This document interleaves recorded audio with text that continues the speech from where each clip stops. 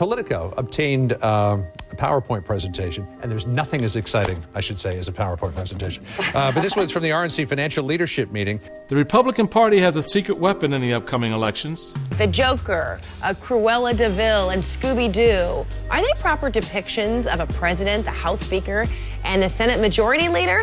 Well, according to Politico, the GOP is okay with it. Is this for real? What's going on here?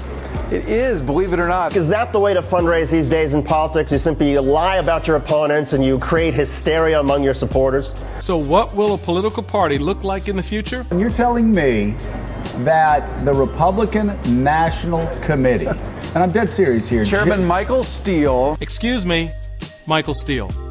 Generated these pictures, these documents in a PowerPoint presentation. And the finance director of the RNC gave this presentation to their most important donors. Before you go any further, I need a favor. Once they knew that we had a copy of this, they started calling around to a lot of their big donors to say, hey, this report's coming, don't read too much into it. They're very nervous about the effect that it could have on fundraising. We've got work to do. What can you sell when you do not have the White House, the House, or the Senate? It asked. The answer: You encourage a fear of socialism.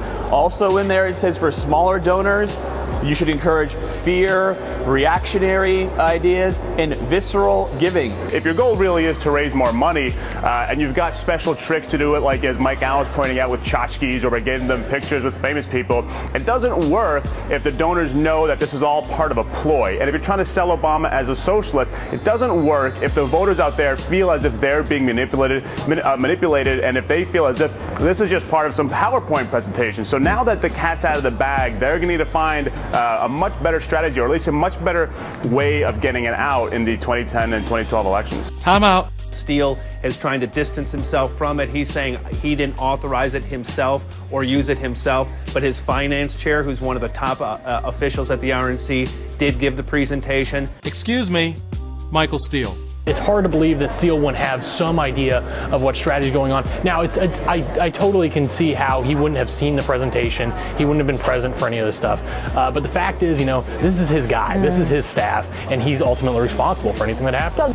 I think you would have to search long and hard for any DNC presentations that depicted President George W. Bush the way this does, and the Speaker of the House.